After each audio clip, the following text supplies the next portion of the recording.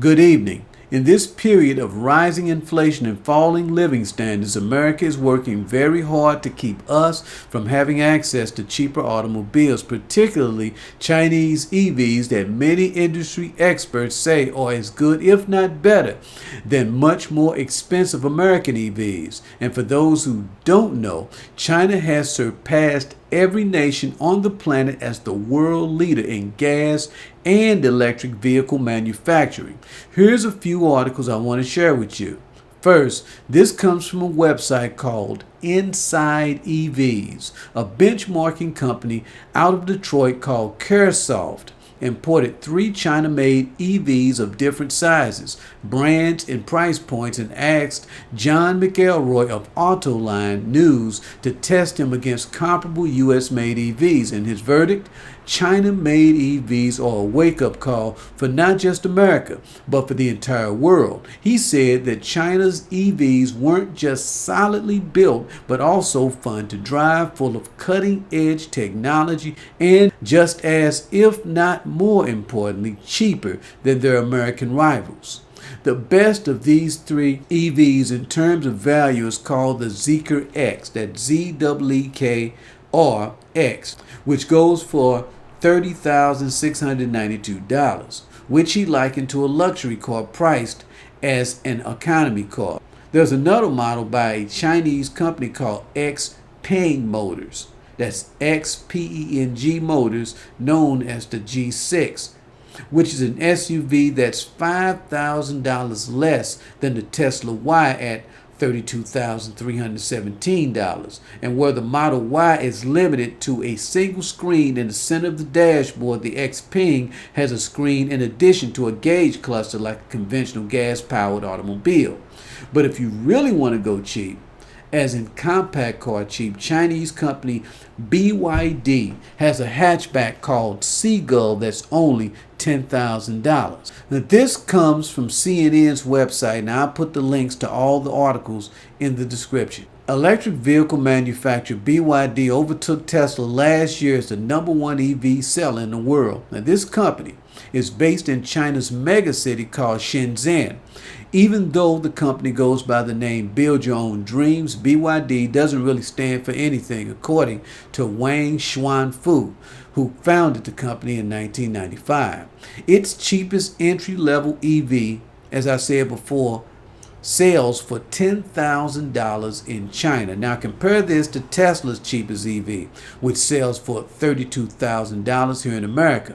Besides being the world's #1 EV seller, you also may not know that investor Warren Buffett owns a 10% stake in the company. Back in 2008, Buffett invested $230 million in the company for only $1 a share. And back in 2011, Elon Musk laughed in a now famous and ironic interview in which he was asked about the company's chances of competing with his company in the EV market.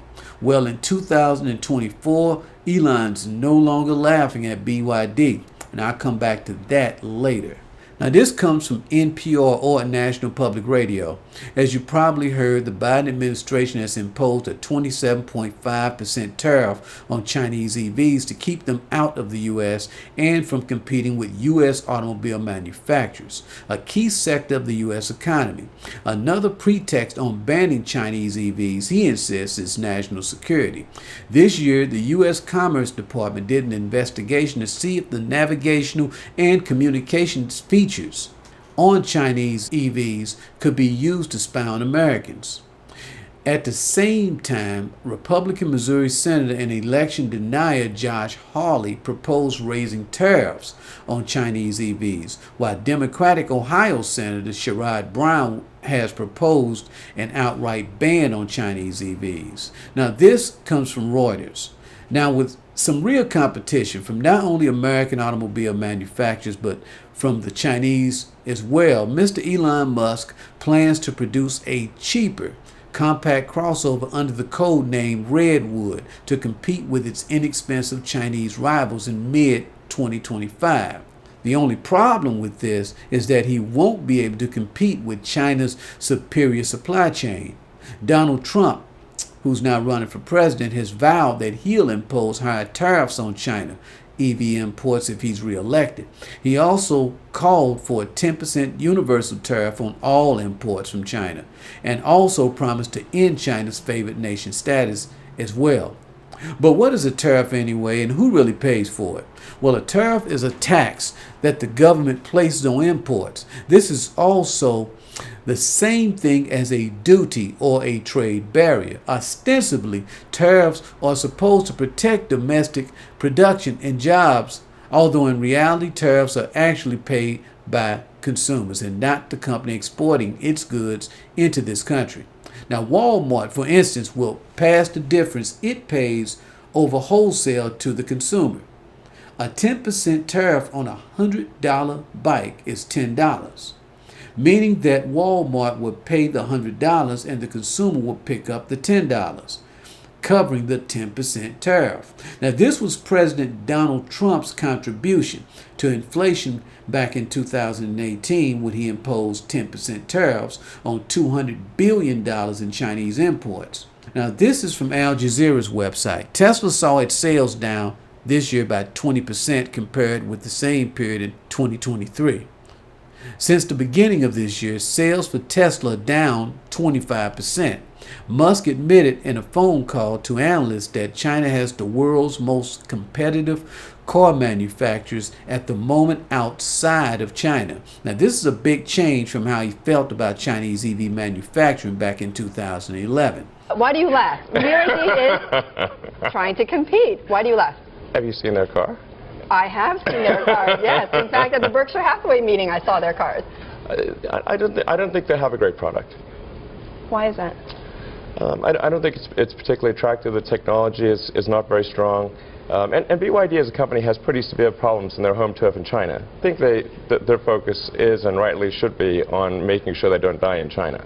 Okay. Now, according to an article on Forbes' website that's entitled "Why Are US EV Sales Flatlining?", American consumers are saying no to EVs because of the lack of complementary infrastructure as compared with the infrastructure for gas vehicles. Biden made an attempt to address this problem by promising to invest $7.5 billion in EV infrastructure that included 500,000 chargers by 2030. Now, the article goes on to point out that the slow rollout of this initiative and Trump's opposition to it as the new green scam has cast doubt on the government's ability or willingness to fulfill Biden's promise to build up the infrastructure for electric vehicles.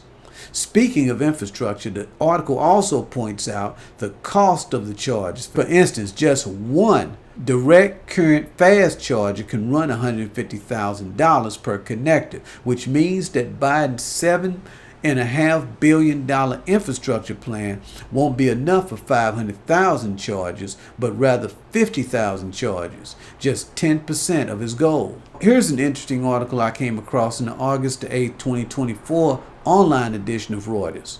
More than half of all vehicles sold in China in July of this year were either pure electric vehicles or hybrids. That's more than half. Now, sales jumped 37% from the same period a year earlier. Sales of NEVs or new energy vehicles accounted for only 7% of total automobile sales in China just 3 years ago. But due to the government's heavy investments in EV supply chains, more people in China drive EVs than gas-powered automobiles. Now compare this with the United States, where electric and hybrid vehicle sales accounted for only 18% in the first quarter of this year, according to a research firm called the US Energy Information Administration. And sales of EVs by themselves in China without including hybrids jumped from 9.9% in June of this year to 14.3% in July of this year. So the fact that Americans wouldn't prefer EVs over traditional gas automobiles is due to the lack of suitable infrastructure to support EVs and the much higher price of American EVs as opposed to gas automobiles and way more affordable Chinese manufactured EVs that are all but banned because of the tariffs. But recently, according to another article on Reuters' website, the Biden administration announced that it was awarding over $500 million in grants to build more than 9,200 EV charging ports. Now, this after the $5 billion program he created back in 2021 that hasn't gotten off of the ground yet. Now, back then, his goal was to build a network of 500,000 charging ports. But as of June of this year, 2024, there were only 7 charging stations and only a few dozen charging ports actually built. Now, finally, here's an article from a website called Politico that was originally reported in the Washington Post about Donald Trump and his dinner with oil executives in April of this year at his Lago home and club in Palm Beach, Florida. The oil executives he invited to his home included ExxonMobil, Chevron, ConocoPhillips, and Continental Resources, as well as natural gas producer EQT and gas exporter Cheniere Energy. Now, at this meeting, Trump offered these executives a quid pro quo. He cut their taxes and rolled back environmental regulations in exchange for $1 billion to finance his presidential campaign. He also vowed to slash President Biden's tax credits for EVs. We're keeping the oil. We have the oil. The oil is secure. Through his national spokesperson, Caroline Leavitt, Trump said that President Biden is controlled by environmental extremists who are trying to implement the most radical energy agenda in history and force Americans to purchase electric vehicles they can't afford. Electric vehicles we can't afford. Now, I wonder if that's due to the tariffs on Chinese EVs that make them too expensive for American consumers. And that's it. Thanks for watching this video. See you next time and be safe.